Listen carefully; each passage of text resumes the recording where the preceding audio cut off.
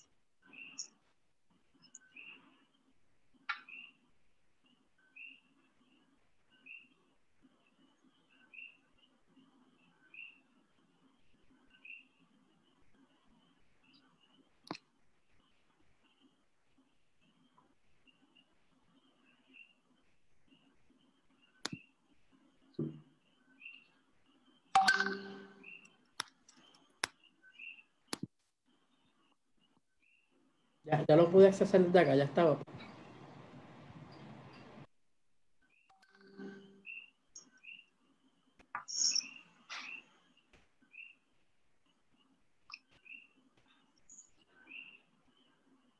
Que vamos a estar entrando en breve. Sí.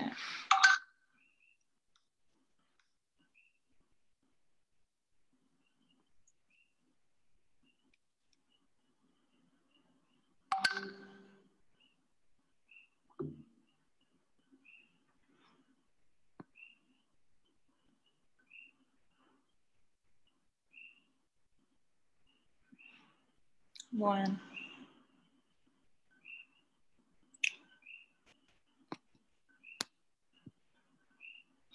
yo creo que ya. Bueno, muy buenas noches a todos y todas. Como todos saben, mi nombre es Eva Prados. Soy candidata por el Movimiento Victoria Ciudadana para la Cámara de Representantes por el Distrito Representativo 3 y estoy hoy celebrando uno de mis secciones de Hablemos Live para hablar de estos asuntos que afectan al país. Y hoy tengo un extraordinario panel que va a estar conmigo hablando sobre uno de los temas que más nos está afectando dentro de esta emergencia, que es el tema de la corrupción. Así que bienvenidos a todos y todas que nos están viendo. Lo primero que les estaría pidiendo es que si por favor pueden ir compartiendo este video para que más personas se puedan unir a la conversación y así puedan todo el mundo aprovechar. Vamos a estar haciendo unas presentaciones de alguna información importante sobre el tema de la corrupción.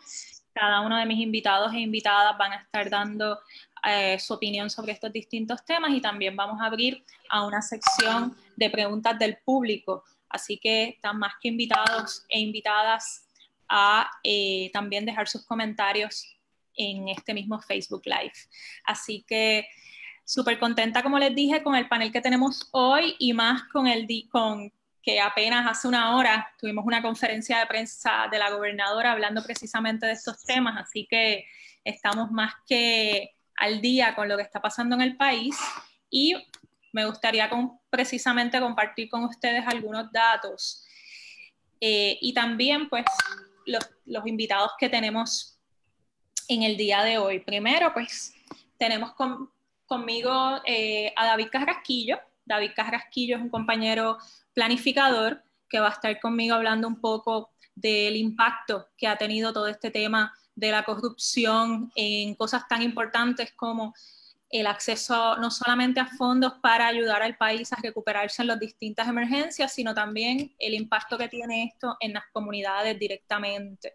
También con nosotros va a estar Mayra López Mulero, compañera abogada que ustedes saben ha estado también, ha tenido involucrada en algunos casos de alto perfil relacionados con el tema de la corrupción y también tiene una experiencia como fiscal donde nos va a estar también reaccionando un poco sobre todo este tema de la corrupción y la respuesta del Estado en estos procesos. También está con nosotros el compañero Néstor Duprey, quien también está corriendo para una candidatura por el Movimiento Victoria Ciudadana para la Cámara de Representantes, pero que hoy también quisiera que compartiera con nosotros no solamente la experiencia que ha tenido recientemente pidiéndole a la legislatura que haga una investigación sobre estos temas, sino también el referido a justicia que acaba de hacer, y un poco hablarnos sobre el rol que tiene la legislatura en todo esto, ya que él tuvo también una experiencia como secretario de la Cámara de Representantes. Así que, sin más preámbulos, me gustaría compartir con ustedes algunos datos, ¿verdad?, importantes que debemos saber sobre este tema de la corrupción. Primero, ¿verdad?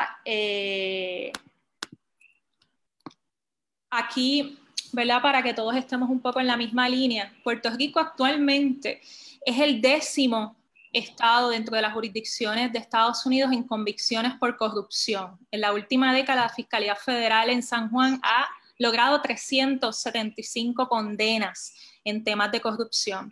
También encuestas realizadas a puertorriqueños han demostrado que más de casi un 50% de los puertorriqueños y puertorriqueñas actualmente desconfían de sus funcionarios públicos, creen que la gran mayoría de ellos están involucrados de alguna manera con la corrupción. Ni hablar de los escándalos que hemos estado viendo en estos últimos 4 años, desde escándalos relacionados con agencias tan importantes como salud y educación, como también casos de corrupción en la legislatura. Así que también en la contratación desde las distintas agencias, que también vamos a estar hablando un poquito hoy. Investigaciones como la del CPI, que sacó a relucir también todo un esquema donde estaban involucrados altos funcionarios cercanos al gobernador. En tiempos de calma, la corrupción nos puede estar costando 3 trillones a nivel mundial y 500.000 millones de dólares en los Estados Unidos. ¿Cuánto se podría estar perdiendo de fondos en tiempos de emergencia que son tan importantes? En el caso de los tiempos de emergencia, es bien importante recalcar que hay un nicho de oportunidad, lamentablemente, para la corrupción, ya que muchas veces se suspenden las normas legales que aplicarían para fiscalizar las transacciones gubernamentales, especialmente lo estamos viendo en la Orden Ejecutiva 24 y 27, donde precisamente bajo la idea de que necesitamos atender con urgencia los problemas que estamos enfrentando, se hacen procedimientos expeditos, no hay subasta a la hora de dar estos contratos, no hay registro en el Contralor. También ante la crisis y lo que estamos viviendo hay menos vigilancia. Actualmente la oficina del Contralor está cerrada, así que poco, ¿verdad?, espacio para la fiscalización hay. Por otro lado, actualmente hay un proyecto en la Cámara, la 2478, que busca precisamente, por un lado, darnos incentivos para poder atender la situación económica, pero por otro lado también en las letras pequeñitas incluye procesos de facturación y de pago de emergencia acelerado con menos de 5 días si el funcionario no responde a estas facturas, las mismas van a ser aceptadas.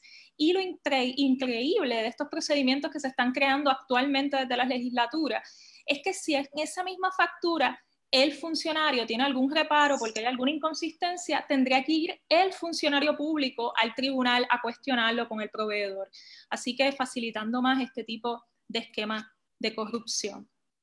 Hemos visto casos de corrupción en temporadas de emergencia desde hace muchos años. Uno de los primeros casos que salió a relucir fue el de la Ángel Buzo Rodríguez, exalcalde de Toa Alta, también del Partido Nuevo Progresista, y al cual fue sentenciado por 5 años de prisión por cargos de soborno, por pretender precisamente obtener 2.5 millones de fondos federales a través de FEMA durante el huracán Georges. Así que esto no es nuevo y es un problema y uno de los grandes retos que pasamos durante esta emergencia. Tampoco estuvo exento el huracán María, el más reciente, el caso de Whitefish Energy, un contrato de 300 millones de dólares para ayudarnos en la reparación de la red eléctrica a una compañía pequeñísima, diminuta, nadie la conocía en el estado de Montana, y fue el contrato más grande que se dio durante ese periodo y que generó muchísima controversia hasta en los Estados Unidos. Actualmente tenemos los casos de el contrato de 40 millones para las pruebas de Rapid Kits, 1 millón de pruebas para el COVID, compañía sin experiencia en suministros médicos, dueño donante del PNP, y estas pruebas fueron vendidas a sobreprecio, ¿verdad? Las pruebas al día de hoy nunca llegaron y esa transacción ni siquiera fue aprobada por la Junta de Control Fiscal, que hoy fue tema de la conferencia de prensa de la gobernadora.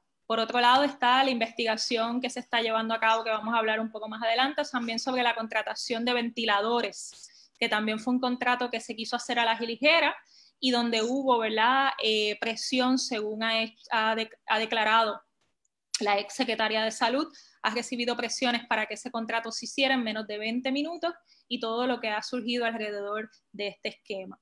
Así que, ¿verdad?, un poco desde ese contexto y esa realidad, David, tú que has estado trabajando directamente con todo este tema de la recuperación, ¿cómo tú ves el impacto que tiene todo este tema de la corrupción, tanto durante el proceso de recuperación como ¿verdad?, en todo lo que tiene que ser a llegar fondos al país?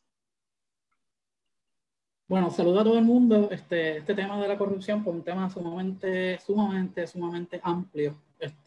Sin embargo, pues voy a tratar de ser lo más práctico posible, sin entrar en teoría ni nada por el estilo, para tratar de aprovechar el tiempo. El gobierno en ningún momento debe tener ni tiene un cheque en blanco.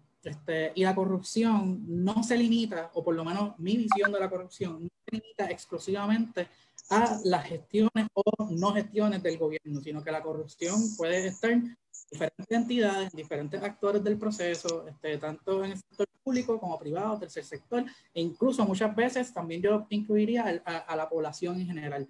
La corrupción, yo no la defino como un término legal. La corrupción es un asunto mucho más amplio, en donde actos corruptos, en donde hay violaciones de ética y decisiones cuestionables toman lugar. Tomándose en cuenta, pues, el contexto en donde yo creo que empieza todo esto es la visión de lo que es el rol del gobierno de Puerto Rico ante el contexto colonial, de deuda y de diferentes situaciones que se consideraban ya como una emergencia previo a los desastres que nosotros hemos estado experimentando, como los terremotos, el COVID y obviamente los huracanes del 2017. Siempre se ha visto el gobierno de Puerto Rico, desde que yo tengo memoria, como un gobierno que es un administrador de contratos, en donde la capacidad del gobierno se limita ni siquiera a solamente a dar los contratos y evaluarlos, porque ni siquiera la capacidad tienen para constatar los servicios que ellos mismos contratan. Tienen que contratar para verificar al contratado. Así que eso yo creo que es un contexto bien importante de donde se ubica la gestión gubernamental, especialmente en un contexto de emergencia. Ha sido sumamente difícil el constatar en qué se gasta el dinero. Ha sido sumamente difícil convencer tanto a decision makers como a funcionarios a que siguen las leyes. Y el estado de excepcionalidad que crea la emergencia es uno que pesa. No solamente en términos psicológicos, sino que también en el contexto colonial de Puerto Rico y en el contexto loco, vamos a decir esa palabra, de que estamos viviendo, pues también se ha legalizado e incluido toda esta situación de excepcionalidad en términos legales. Por tanto, nosotros ahora en términos legales, reglamentarios y de protocolo tenemos cosas contradictorias una con la otra. Nosotros nos carece espacios apelativos, nos carecemos de espacios decisionales colegiados, carecemos de peritaje y capacidad para tomar decisiones complicadas y constantemente se ignoran los problemas apremiantes, que de por sí todo eso son actos de corrupción ante mis ojos. Así que cuando empiezan las diferentes emergencias, preguntas clave como ¿quién recibe los recursos? ¿Quién toma decisiones de los recursos? ¿Quién tiene acceso al poder decisional? ¿Quién tiene acceso a las personas que toman esas decisiones? ¿Quién tiene acceso al conocimiento del proceso? O sea, el proceso en sí mismo, al no estar definido de una forma clara, no es ni siquiera difícil seguirlo, es difícil saber cuál es el proceso. Así que, dicho eso, como introducción, pues paso a temas específicos que traté de estructurar para que, pues, temáticamente podamos seguir el tema. Primero, obtención de contratos, como normalmente lo conocemos como procurement. Estos procesos, de forma normal, ya casi de forma estándar en el gobierno, no cuentan con procesos donde hayan subastas sin competencia justa. No hay procesos con requerimientos. De hecho, es muy normal que los procesos ya están prehechos con unos requerimientos para acomodar ya a unos licitantes que ya están preseleccionados y que muchas veces los espacios que proveen leyes como la Ley de Procedimiento Administrativo Uniforme, la Ley de Municipios Autónomos o las otras leyes orgánicas, pues son procesos en donde en una semana se otorgan contratos que probablemente son propuestas que toman más de un mes hacerlas.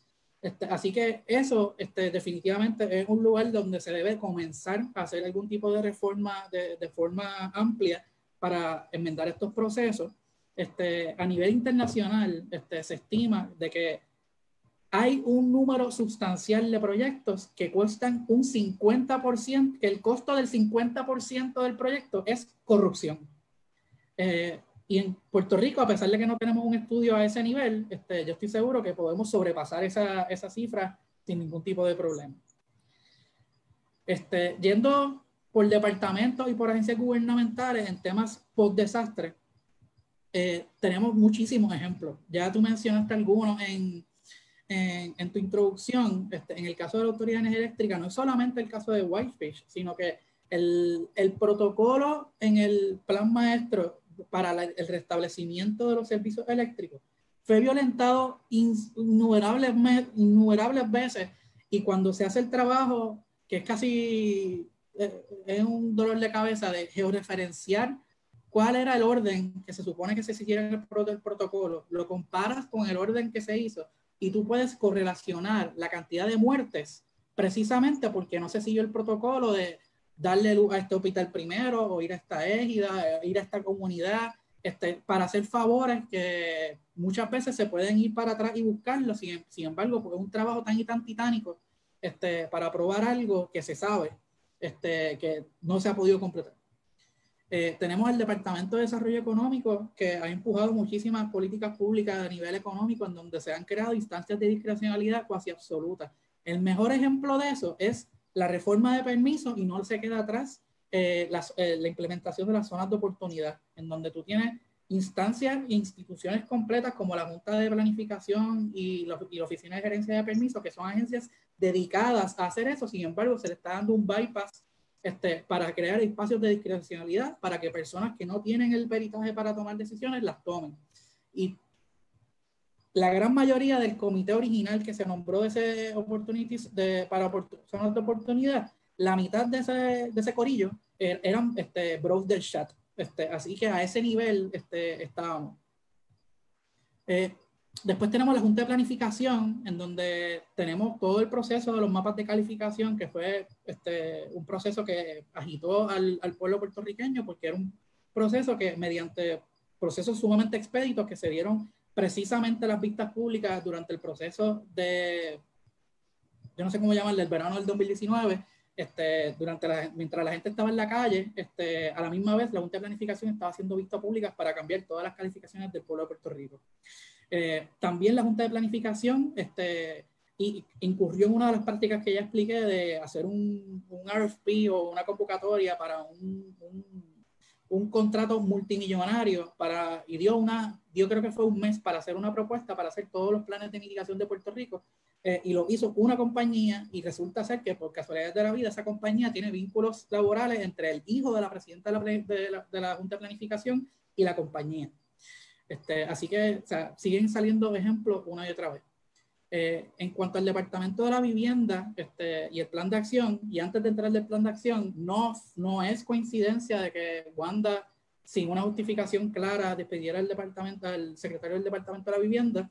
Y no estoy diciendo que no lo deberían votar, simplemente estoy diciendo de que ese puesto en Puerto Rico, después del huracán María, se convirtió probablemente en una posición de poder más allá del gobernador. Porque la cantidad de recursos que está manejando y está repartiendo son tantos que tú te conviertes literalmente en el filtro de quién es quién en Puerto Rico. Y cuando tú entras a cómo se hizo la operalización de eso, donde los asesores eran actores que se beneficiaban directamente, como por ejemplo desarrolladores, bancos, pero especialmente la Asociación de Constructores, pues esto definitivamente es un problema porque tienes al cabro velando por las lechugas. Los programas de Tu Hogar Renace y R3 no solamente tenían capas de intermediarios interminables, sino que el servicio, y esto es una de las prácticas y uno de los efectos de la corrupción, es que todas estas personas se hicieron de dinero, pero ¿a costa de qué? A costa de que el servicio final que se supone que llegara a la comunidad se desmereció tanto que al final no cumplió ni siquiera el propósito inicial del programa.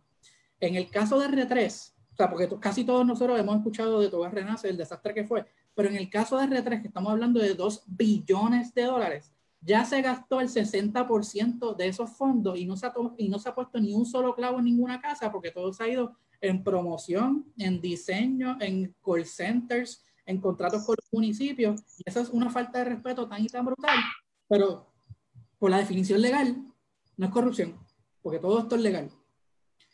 Así que por eso es que es tan importante que no tomemos una visión claramente o tácitamente legal en cuanto a la evaluación de lo que es corrupción o no, porque pues, hay muchos espacios grises. Algo evidente de que prueba lo mal diseñado que se hizo esto fue que tan reciente como la semana pasada se está presentando para comentarios una enmienda al plan de acción en donde se eliminaron 3 programas. Se eliminó el programa de planificación para recuperación económica, el cual nunca hizo sentido porque ya los planes de desarrollo económico existen hace décadas y no había por qué hacer planes nuevos después del huracán. Se eliminó el de hipoteca al día, que se reducía en un bailout a los bancos para darle millones de personas que no pudieron pagar su casa después del huracán, bueno, sus hipotecas.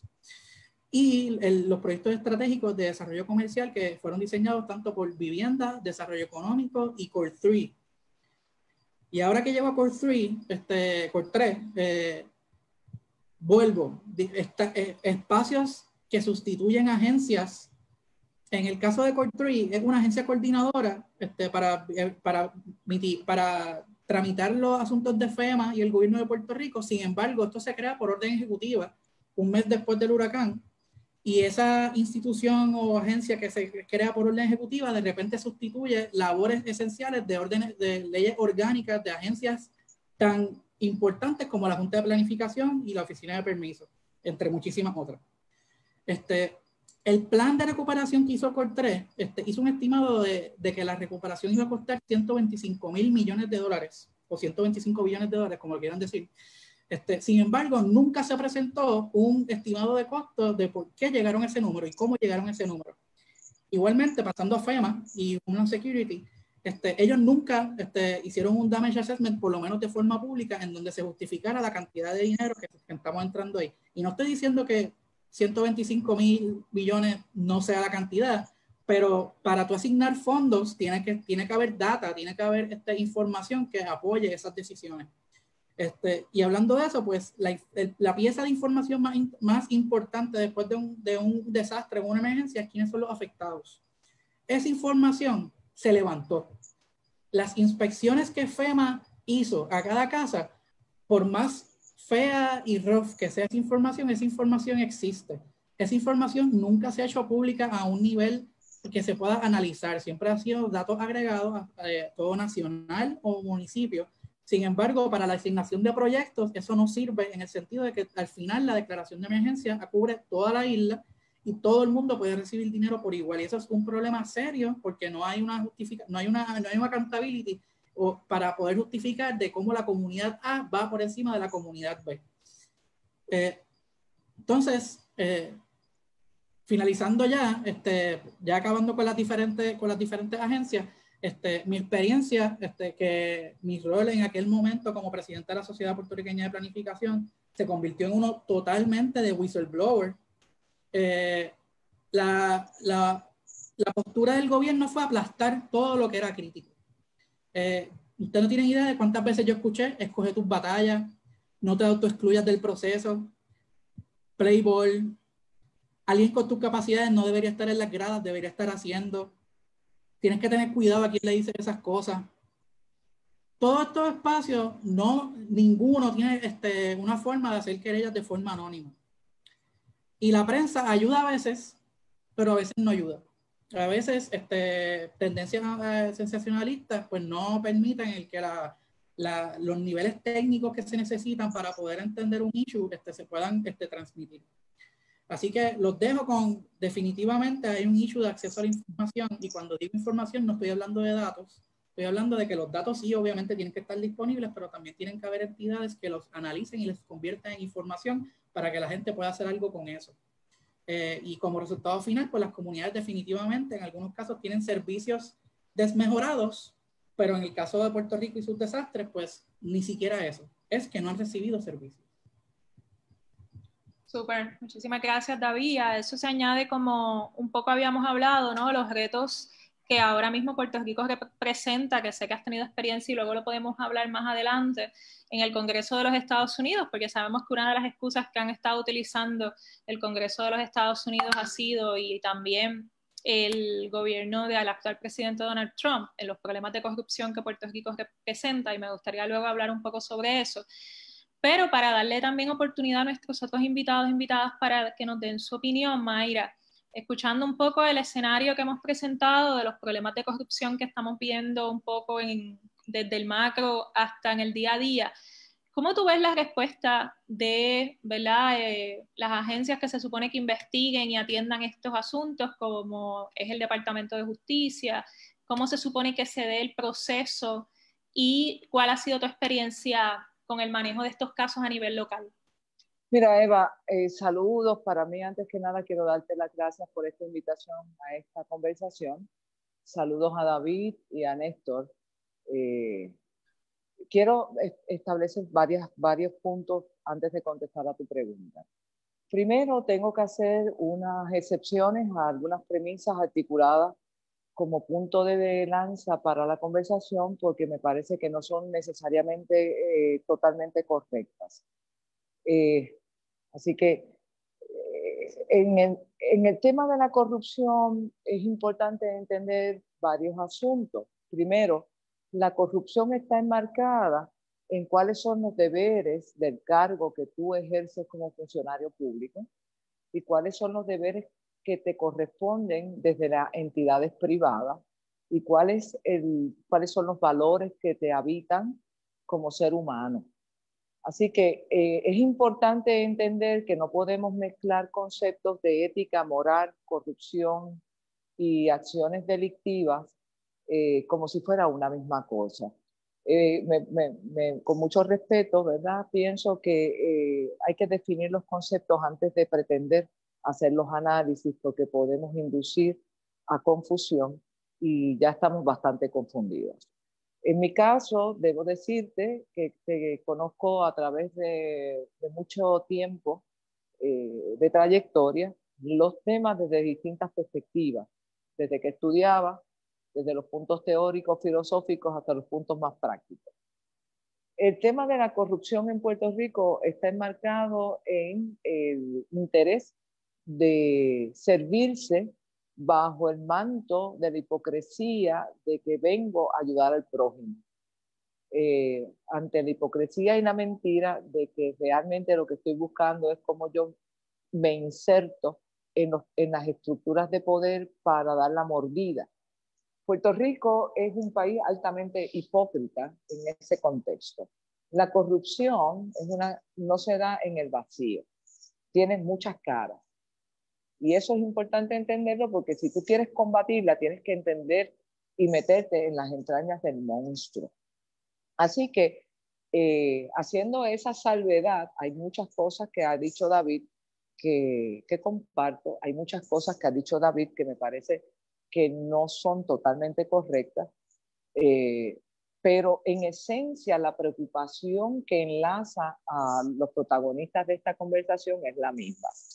Puerto Rico es víctima, cautiva de unas estructuras de poder que anteponen su interés primario de lucro por encima del bienestar común.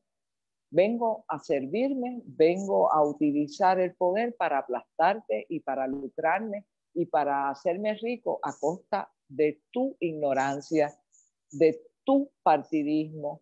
Y en el momento en que comienza la corrupción a insertarse en la administración pública, fue el momento en que se desplazó el mérito por consideraciones ajenas a ese, que respondían al amiguismo, al clasismo, al partidismo y a todos los ismos que te puedas imaginar. Para contestar tu pregunta, En Puerto Rico existen muchas leyes que están dirigidas a combatir la corrupción, así que no se trata de falta de ingenio, se trata de falta de voluntad. No existe voluntad y en los últimos tiempos, y esto no se remonta, digo, lo más dramático lo vivimos con la administración presente que lleva en el verano pasado a implosionar un gobierno hipócrita de charlatanes que le faltaron el respeto a todos y todos nos dimos por ofendidos y el país salió a pedir y a exigir que esos seres se fueran para donde les correspondía irse. Pero la situación del deterioro en el servicio público y en la administración pública tiene más décadas que los antecedentes. En Puerto Rico, en los últimos tiempos, la corrupción se ha convertido en una circunstancia tan frecuente que ya la damos por natural. No hay voluntad de combatirla, sino de perpetuarla, de esconderla, de silenciarla y de encubrirla. ¿Te suena algo parecido a lo que ocurrió en la conferencia de prensa hoy? Ahí lo tienes. ¿Te suena algo parecido a lo que ocurrió el verano del año pasado? Ahí lo tienes. Y no hay que leerse un libro de historia, que todo el mundo, empezando por las generaciones que ustedes representan, deberían entender que para poder combatir la corrupción hay que entender la historia de la corrupción. Y eso es una exhortación que les hago, porque ustedes piensan que la historia de la corrupción comienza desde la memoria de ustedes y comienza desde la memoria de los romanos para acá. Pero eso es al margen. Pienso que es una falta de voluntad y que este gobierno definitivamente ha permitido, ha encubierto y ha propiciado y ha perpetuado que unos pocos se sirvan del pueblo. Así que existen los mecanismos, estamos viéndola constantemente, tenemos las posibilidades estructurales legales para combatirlo, pero nos falta voluntad y vivimos ante una estructura hipócrita de oportunistas mediocres que quieren proclamarse como grandes líderes y se quedan cortos y al final del camino el país en su humildad supera en su sabiduría a los hipócritas que pretenden gobernarlo. No sé si contesté tu pregunta, pero esa es mi reacción inmediata.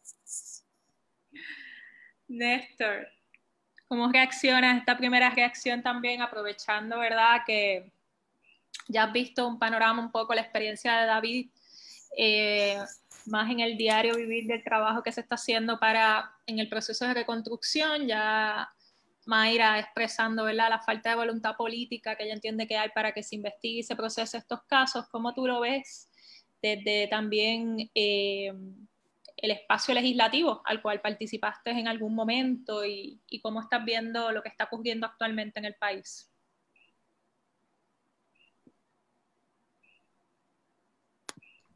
Ahora. Primero que nada, ahora sí. Primero que nada, saludos a ti, saludos a David, a Mayra. Es un placer estar compartiendo con ustedes aquí en un diálogo que me parece que es trágicamente pertinente. Y digo trágicamente pertinente porque estamos viviendo en medio de una pandemia donde la ciudadanía, desde nosotros que estamos cada uno enclaustrados en nuestro espacio, hasta los que nos están viendo y nos están escuchando, estamos literalmente peleando por nuestra supervivencia, por no ser víctima de un virus que no tiene una cura identificada y que de atacarnos a muchos de nosotros podría conllevar la muerte. A ese nivel se desarrolla la cotidianidad nuestra en estos días y hemos tenido todos, por lo menos... ¿Estás hablando perdóname, estás hablando del virus de cuál virus? ¿El virus de la corrupción? No, ahora es que voy. Que es una pandemia peor que la de... No, pero es que esa ha sido la maldición que ha caído sobre este pueblo en los últimos años. Nosotros tuvimos que vivir el peor huracán de nuestra historia reciente a la misma vez que teníamos que lidiar con un gobierno corrupto que les robaba al país todos los días, le faltaba el respeto al país todos los días. Luego tenemos una situación de los movimientos sísmicos más fuertes que ha tenido Puerto Rico desde el 1918, que desplazaron a decenas de miles de nuestros compatriotas que estaban literalmente durmiendo a la intemperie por miedo a que sus casas les cayera encima y los mataran. Y dentro de esa realidad tan trágica, tuvimos que lidiar con otro episodio de corrupción y de saqueo, y ahora nos ha tocado lo peor. Yo quiero comenzar esto con lo que pasó hoy. Yo creo que lo que ocurrió hoy es más peligroso de lo que nosotros nos imaginamos. Nosotros vimos hoy a una gobernadora utilizar la posición de gobernador de Puerto Rico para influir indebidamente, no una, dos investigaciones en curso. Una investigación legislativa que hoy sentó no solo a la pasada secretaria de Salud, a la madre de la actual secretaria de Justicia del gobierno de Puerto Rico. Y en segundo lugar, influir... Que va a ser referida al FEI por haber cometido delitos, que conste. Por eso. E influir en una cadena de funcionarios públicos que fueron hoy desde la fortaleza amedrentados por la gobernadora de Puerto Rico, funcionarios que ya se sabe que van a tener que comparecer ante el Departamento de Justicia y ante la Cámara de Representantes. Y eso es muy peligroso. Nosotros estamos ante una persona que primero utilizó la Secretaría de Justicia para encubrir delitos y que ahora utiliza el cargo de la gobernación de Puerto Rico no solo para encubrir delitos, para encubrir conducta delictiva, sino para amedrentar a potenciales testigos de investigaciones en curso. Y me parece, y en eso, Mayra, obviamente yo, como suelo decir, no soy todólogo, yo no soy abogado, pero sé leer y escribir. Y Mayra, que fue fiscal y que ha sido una gran abogada de defensa y que fue una gran fiscal, sabe las implicaciones de lo que el poder del Estado, tres años y medio procesando, pretendía hacer hoy. 3 años y medio procesando white collar crime desde el punto de como fiscal, cuando la división se llamaba la División para Combatir la Corrupción Gubernamental, y después de eso como fiscal, y también con los Federico y los Cocorocos, que también los ayudé un poquito, pero bueno, que valga para que se ubiquen en términos de las cosas que he visto, y por eso es que hablo tanto de la importancia de tener memoria histórica cuando hablamos de corrupción gubernamental. Me parece muy bien lo que traes desde el punto de vista que acabas de exponer. Estoy de acuerdo con lo que has dicho. Ante ese panorama, que ya no es solo de la mezcla del inversionismo político con el poder del Estado, que ya no es meramente el inutilizar el aparato de procesamiento de los casos de corrupción, de investigación y procesamiento de los casos de corrupción, ese desmantelamiento que ha ocurrido en los pasados años, esa toma de esos aparatos, de esa estructura del FEI, de la Contralora, del Departamento de Justicia y su División de Integridad Pública, en la Fiscalía Federal, es decir, todo un andamiaje de procesamiento criminal de los casos de corrupción en poder del partido único. Y no solo de un partido único, de una élite económica que controla el gobierno de Puerto Rico. Y que no tiene partido. El partido de Mr. Green. Su partido es el dinero. Su partido es el dinero. Ante ese panorama, ¿qué uno puede hacer? Y ahora voy a mi caso particular. Aquí nosotros tuvimos a una funcionaria pública que sale de la Secretaría de Salud y en menos de 24 horas dice, mire, yo salí porque a mí me llamaron de la Fortaleza para obligarme prácticamente a firmar una orden de compra de unos ventiladores que llegaban en 16 semanas, creo que era. Primero dijeron meses, después lo corrigieron. Después lo corrigieron en semana, y que ella le reacciona igual de tarde. Ella le reacciona a la funcionaria diciendo, mire, va a haber que usar los ventiladores de lápida, porque cuando lleguen ya la gente que los va a necesitar va a estar muerta. Esta funcionaria se va ante la prensa del país a decir todo esto, y a mí me levantó la preocupación como ciudadano y como conocedor del proceso legislativo de que esas expresiones de la doctora Quiñones del Hongo no tenían ningún efecto si no se daban ante un organismo con capacidad de investigar, como Néstor, podía ser la Asamblea Legislativa. Ahí le solicité. Néstor, amigo querido, y antes de Concepción Quiñones del Hongo, fue Acevedo, fue Fernando Gil, fue la del secretaria, fueron Rauli, fueron los Maldonado. Y como el mensaje no le gusta, hay que matar al mensajero para encubrir a los verdaderos charlatanes que deberían estar tras la reja. Teresita Fuente, correcto. Que se nos olvida. En este caso en particular de la doctora Quiñones del Hongo, que nadie le podía cuestionar su militancia en el Partido Nuevo Progresista, así que no se le podía adscribir animosidad política a sus expresiones, pues yo hice un llamado al presidente de la Comisión de Salud de la Cámara, a quien conozco, discrepo de él totalmente, y a quien yo espero que con los votos derrotes en noviembre y seas representante por el precinto 3 de San Juan, acabaron esa situación. No tengo que, adiós, pero claro. Está bien, no digo nada. No, yo sé. Él accedió a la petición y ha comenzado una investigación sobre eso. Comienzan a aparecer una serie de documentos que van probando que las expresiones de la doctora Quiñones del Hongo no solo son correctas, sino que hay otro escándalo peor, que es el escándalo del 1.000.000 de pruebas para detección del COVID-19 que le pretendían comprar a una compañía que se dedicaba a la construcción.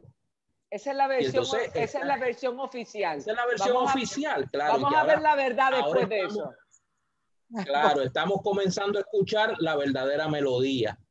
Ante eso, yo como ciudadano, con algún conocimiento del proceso, pues digo, bueno, para que aquí nadie se le ocurra decir que no se puede investigar porque no hay un referido, yo voy a redactar, claro, asesorado por un equipo legal, porque repito, no soy todólogo, no soy abogado, y radiqué un referido ante el Departamento de Justicia. Tengo que admitir que las fiscalizales ayer inmediatamente acogieron el referido, están investigando y claro, la pregunta y el comentario que se cae de la mata es ¿por qué tú confías en un Departamento de Justicia que ha demostrado que no tiene el interés de oye, cuya secretaria, la jefa de IBI es la secretaria, que es la hija de Quiñones, claro, que está ahí y que va a ser referida al FEI por haber mentido en el caso de los suministros? O sea, hello, es como que claro, un poco huele como a peje de maruca. Eso no huele extraño, pero nosotros los ciudadanos tenemos aquí dos opciones.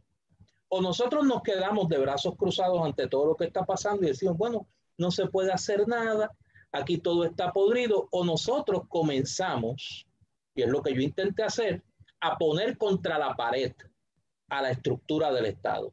El Estado tiene que quedar o desenmascarado como lo que es un encubridor de la corrupción, o sencillamente decidir atajar la corrupción en alguno de los casos. Y yo creo que este caso, por lo trágico, por lo burdo, y en tercer lugar, por la madeja de intereses que va a ir revelando que están involucrados en esto, yo creo que no le va a dejar opción a las autoridades federales y a las autoridades del gobierno de Puerto Rico que llegar hasta las últimas consecuencias. Por eso me parece que la expresión de la gobernadora hoy no solo fue imprudente, no solo fue mendaz, no solo fue admisión de parte, relevo de pruebas, se autoincriminó.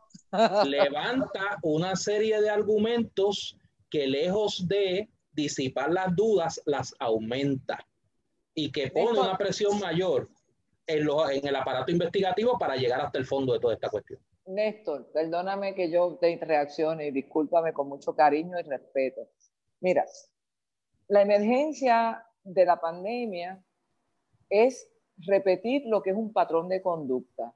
Antes de la pandemia era el terremoto y antes del terremoto era María. Y así sucesivamente. De repente, no tenemos que investigar, no se ha cometido delito, no hemos hecho nada. Yo estoy ante ustedes, este es mi pueblo, yo los amo y los adoro y vamos a hacer lo necesario para salvar la vida. Yo no sabía nada, pero resulta que sabía.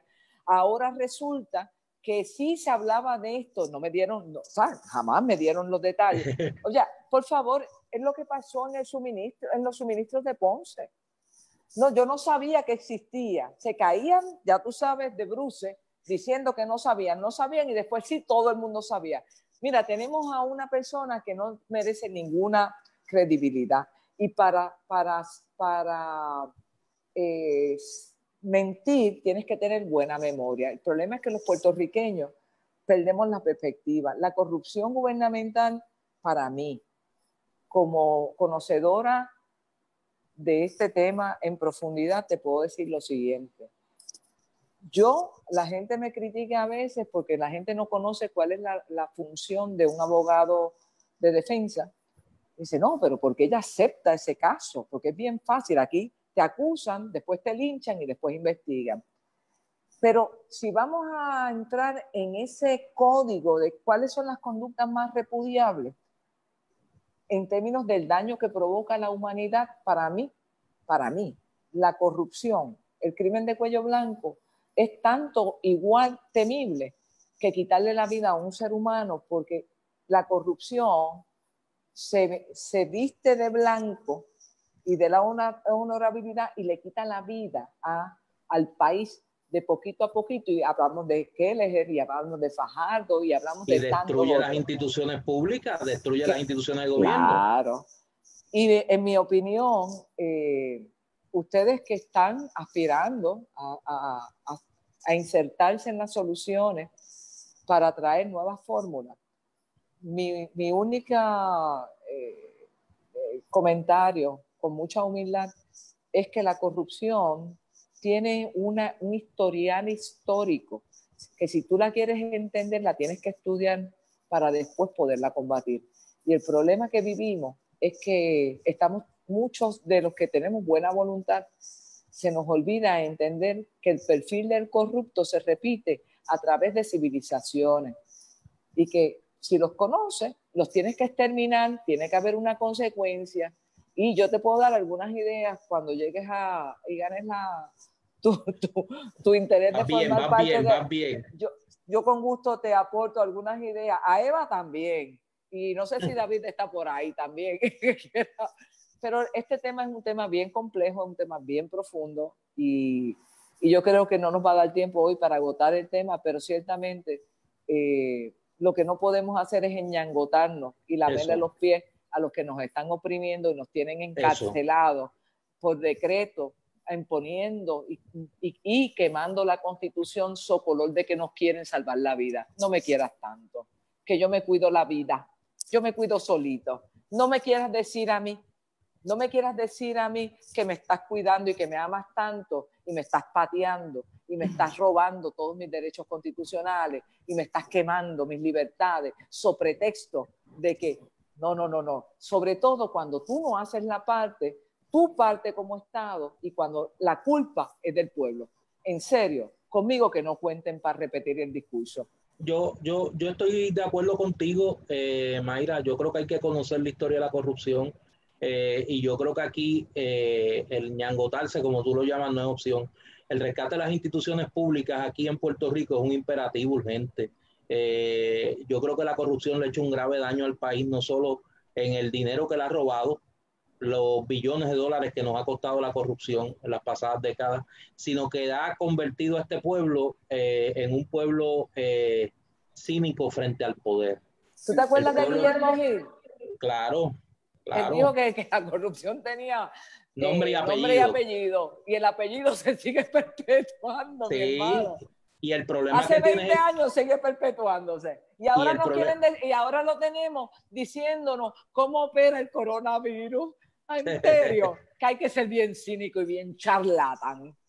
Por eso yo planteo que el costo que no vemos de la corrupción es la pérdida de confianza en las instituciones públicas. Claro. Y en ese sentido nosotros tenemos que convertir en un reclamo urgente, una acción urgente, rescatarlas y yo por lo menos espero que mi participación en el proceso electoral, en el proceso político, ponga un grano de arena en ese proyecto de país que es más urgente que rescatar las instituciones públicas. Yo creo que esa parte es bien importante, ¿verdad? Y un poco por ahí, quedan unos pocos minutos, la gente ha hecho muchísimos comentarios y están explotados el chat de los comentarios y les agradezco, ¿verdad? El tiempo que le han dedicado. Yo creo que coincido con todo lo que han dicho, pero también me preocupa la falta de esperanza que hay en la gente de que podamos superar este problema de la corrupción. Yo creo que David dio un testimonio bien valioso, ¿no? Del reto también de cómo, del empleado público desde adentro que trata de cambiar las cosas. Nosotros los que estamos desde afuera también la frustración de estarnos enterando todos los días de un caso nuevo de corrupción. En mi caso que he estado trabajando con el tema de la auditoría de la deuda, lo difícil que ha sido poder llevar a cabo una auditoría de la deuda y las dificultades que hay para que la ciudadanía también pueda acceder a la información necesaria para poder hacer una evaluación de las acciones de este gobierno.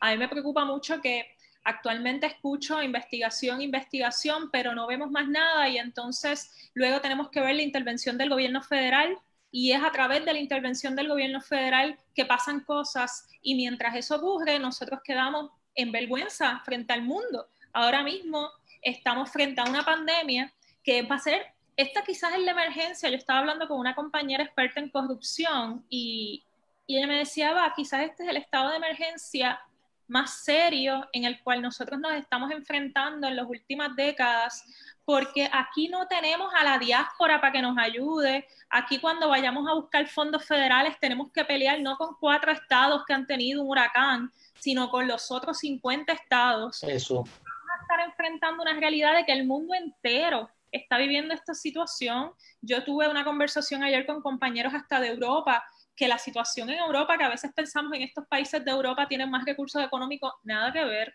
Entonces, yo soy de las que, no sé si es que soy demasiado positiva, pero yo creo que definitivamente la corrupción en Puerto Rico la tenemos que trabajar desde acá. No necesitamos una junta de control fiscal, que también sabemos que tiene un montón de cuestionamientos, yo diría también de corrupción, aunque entiendo como dice el tango, también tienen su historia. Los miembros de la Junta de Control Fiscal también tienen su historia. El gobierno de los Estados Unidos tampoco es ejemplo de transparencia ni de buen gobierno, al contrario. Precisamente estaba hablando con esta compañera que trabajaba en el Banco Mundial y me decía, Estados Unidos, Eva, no es el referente, Estados Unidos tiene un montón de problemas de corrupción también, pero la doble vara es con nosotros, pero como quiera, la corrupción es una realidad y la tenemos que atajar. Así que me gustaría un poco en estos últimos minutos, unos comentarios, ¿verdad?, más de hacia dónde nos debemos de dirigir como país para poder resolver esto entre nosotros mismos sin la intervención del gobierno federal y en una realidad que se nos va la vida. Como bien dijo... Bueno, un comentario que te voy a hacer. Si tú no quieres intervención del gobierno federal, tenemos que aspirar a ser soberanos. Somos una maldita colonia, the last colony. Así que tenemos que vivir con esa realidad hasta que podamos destruir al que nos oprime. Y aquí tenemos varios gobiernos simultáneos.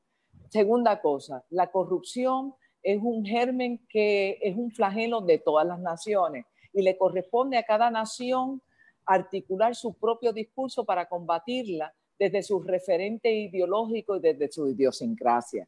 Así que nos corresponde a los puertorriqueños entender que no se trata de claudicar y que no se trata de quitarle las esperanzas, sino de insertarle voluntad y dignidad para que combativos todos tengamos la fuerza de constituirnos como un ejército para tomar el discurso de la verdad y destruir a la demagogia, que es la vestimenta de los corruptos. Cuando Puerto Rico lo hizo, lo ha hecho ya 2 veces reciente, primero en Vieques y luego el verano pasado, fuimos capaces de hacerlo y lograrlo. Así que esa es la referencia, esa es la fuerza y ahí está la solución.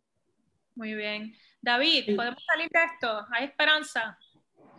Pues a mí me gustaría reforzar la idea de que la corrupción no es unidireccional, no es algo que pasa de un solo lado nada más.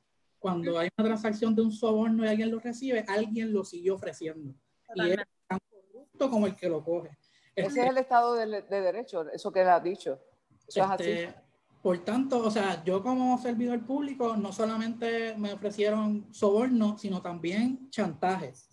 Y el chantaje igual es un acto de corrupción en donde se está fomentando a un funcionario tomar una decisión, y cualquier otra acción de cualquier actor que distorsione el proceso de toma de decisiones, y hago un paréntesis de que para eso es que existe la planificación, para que haya un proceso lógico de cómo es que se toman decisiones, que se irrumpe totalmente después de una emergencia.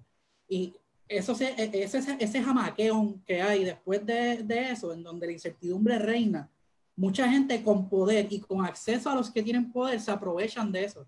Y eso es sumamente importante reforzarlo, y el tema de acceso a la información es requete importante, cosa de que las personas y la población en general tenga conocimiento de cuáles son las acciones que están planificadas, cuáles son los procesos para insertarse en los diferentes procesos de toma de decisiones que hay, cuáles son los recursos que están disponibles y dónde en la lista de prioridad ellos están. Eso es sumamente importante. Así que quería reforzar esa idea. Puedo aportar ideas como, por ejemplo, definitivamente se tienen que hacer salvaguardas para las personas que estén dispuestas a suplir información. Ahora mismo están expuestas totalmente, corriendo por la calle, siendo amenazados, siendo aterrorizados. Yo creo que las 4 personas que estamos aquí hemos sufrido de eso en algún momento. Y definitivamente pues tienen que haber salvaguardas. Yo me excluyo. Tiene que haber mayor claridad. Ojalá se atrevieran, ojalá a alguien se le ocurriera la idea, porque créeme que lo voy a impresionar y voy a hacer punta de estandarte. Pues, y tomando como punto final un asunto que encontré tanto en el rol desde afuera del gobierno como en el gobierno, tiene que haber una definición clara de hasta dónde llega el poder de cada institución, en el sentido de que una institución no puede decidir por sí sola cuándo interviene y cuándo no. Tanto en el Departamento de Justicia y tanto en FEMA se ha zapateado muchísimas decisiones que le tocan simplemente porque no les conviene, o porque le es costoso, o porque se lo pueden zapatear a un municipio, o el Estado tiene que bregar con eso. Esas salvaguardas son totalmente aplicables, pero termino con esto. La ley no lo puede hacer solo, porque la ley está en manos de ellos. Y si la ley la definen ellos, esa no va a ser la herramienta por la cual nosotros vamos a resolver el problema.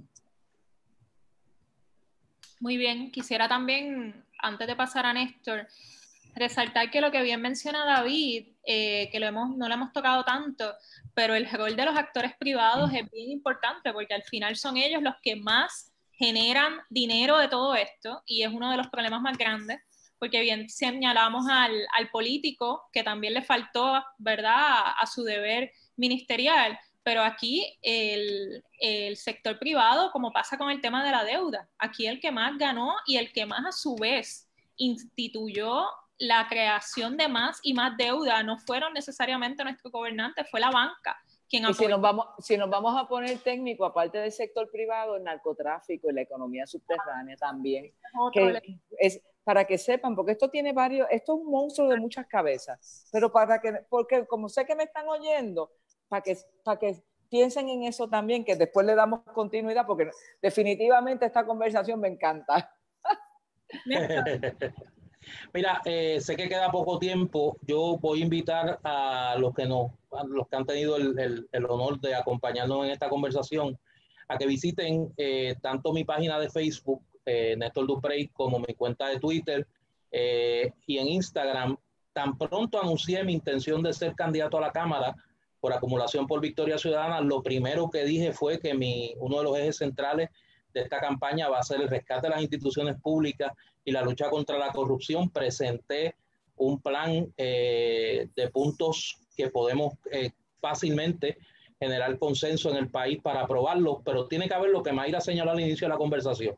Tiene que haber voluntad para convertir la lucha contra la corrupción, en un objetivo de país que cruce líneas políticas, que cruce clases sociales, y que entendamos que ese, en mi particular visión, junto a la colonia, son los dos grandes males que mantienen a este pueblo en el Y Wanda estado. Vázquez. Ese es el inmediato y con ese estamos lidiando día a día. Eva, Hay que seguir, hay que seguir. claro. El país no se puede dar por vencido y tiene que entender que hay que convertir la indignación en esperanza. Que si nos Eva, quedamos en la indignación no es suficiente, hay que convertirla en esperanza. Eva, Néstor, David, Mayra, ha gozado la conversación. Yo estoy seguro estoy que no te imaginabas que le ibas a pasar tan bien. Mira, quiero decirle a los tres que para mí ha sido un placer, aunque podamos tener visiones en algunas instancias distintas, no necesariamente creo que hayamos profundizado tanto como para decirte que difiero, porque tendríamos que prolongar un poquito más la conversación y el tiempo apremia.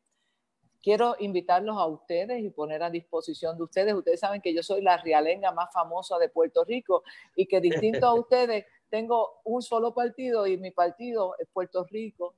Pongo a disposición de ustedes en mi programa de radio en WKQ 580 de 3 a 4 de lunes a viernes. No nos callan en mi plataforma digital y en Pelota Dura también. Y creo que ustedes son unas personas que representan una nueva visión, rompiendo las estructuras ortodoxas que no han estado a la altura de los retos históricos, y por eso es que soy realenga, y más realenga y cada día más realenga. Así que cuenten conmigo, gracias por esta oportunidad. Eva, te doy particularmente un reconocimiento a tu iniciativa de llamarme. A David, considero que es un joven extraordinario, es la primera vez que tengo la oportunidad de conocerlo. Trae unos puntos a la conversación que son muy válidos y que trascienden, como él señaló, el tema legal y que tiene que ver mucho también con la estructura moral y de valores que encarna cada persona, ¿verdad?